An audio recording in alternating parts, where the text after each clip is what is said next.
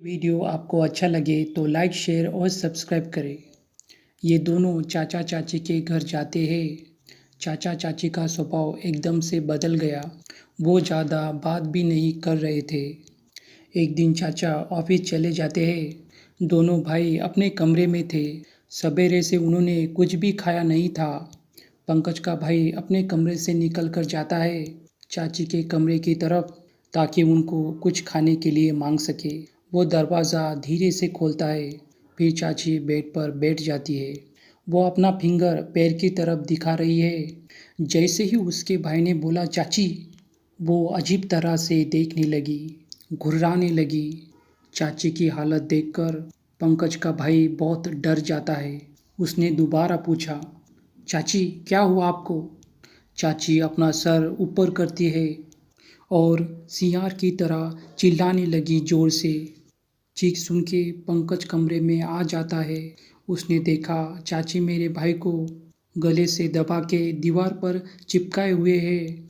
उनके अंदर से दो लोगों की आवाज़ आ रही थी। वो बोल रही थी, तुम दोनों यहाँ से चले जाओ वरना मैं तुम्हें खत्म कर दूंगी। पंकज चीख के रोने लगता है। फिर चाची ने उसके भाई को छोड़ दिया। पंकज का भाई कमरे से बाहर निकलता है। दोनों डिसाइड करते हैं कि अपने घर वापस चले जाते हैं। सीधा बस पकड़ते हैं। उन्होंने इसके बारे में घर में चर्चा नहीं की। ये जो घटना हुई थी पंकज और उसके भाई के साथ, उसके 3 साल बाद चाची फिर से प्रेग्नेंट होती है। इस बार भी चाची को लड़की होती है। पंकज की मम्मी कॉल करती है उसके चाची को। पंकज की चाची अपने दोनों बेटी को लेकर आती है। यहाँ भी उनका बिहेवियर कुछ अलग सा था। वो 2-3 घंटे खुद को कमरे में बंद करके रखती। कभी उससे बात करता तो वो कहीं और ही देखती। कभी खाना खाते वक्त अपना हाथ दूसरे ओर कर देती। हमें लगता कि इन्होंने अपना दिमागी संतुलन खो दिया। जब हम इन्हें डॉक्टर के पास ले गए तो डॉक्टर ने उसे पागलपन का दौरा डिक्लेयर कर दिया। चाची को बड़े अस्पताल दिखाया पर कोई फ़ायदा नहीं हुआ। फिर नवरात्र का टाइम आ जाता है। इस टाइम पंकज के मम्मी पे माता जी आया करती है। आसपास के लोग अपनी समस्याएं लाते, मम्मी समाधान बता देती। पंकज की मम्मी चाचा जी को बोलती है, जाके अपनी पत्नी को लेकर आ। उसे गुस्से में बोलती है। फिर चाचा चले जाते हैं। जैसे ही ये कमरे के पास पहुँचे उन्होंने देखा उनका कमरा खुला हुआ है, अंदर कोई भी नहीं है।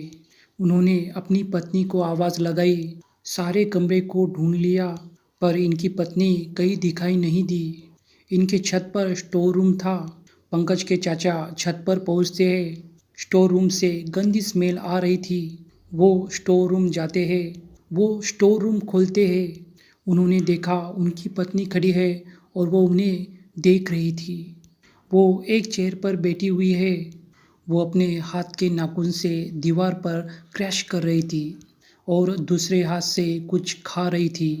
पंकज के चाचा घबरा जाते हैं। मेरे पत्नी का फेस एकदम काला हो चुका है और आंखें एकदम लाल थी। वो दूसरे आवाज़ में बोल रही थी, ये तो अब मेरी है, इसको अपने पास रखेंगे, चुपचाप वापस चला जा। चाचा एकदम डर गए। वो भागकर नीचे जाते हैं भाभी के पास और उनको सारी बात बताते हैं। उसके बाद पंकज के परिवार वाले स्टोर रूम जाते हैं।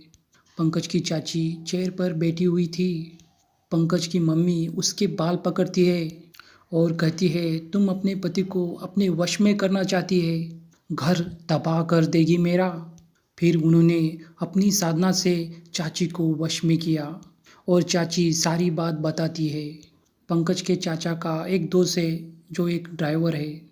उसकी पत्नी के साथ मिलकर चाची यहाँ काला जादू की साधना करती थी। वो उस चीज़ को सीखना चाहती थी। किसी वजह से साधना अधूरी रह जाती है। इसी कारण पंकज की चाची ने अपना मानसिक संतुलन खो दिया। पंकज के परिवार चाची को अलग अलग जगह दिखाते हैं पर कोई सुधार नहीं होता।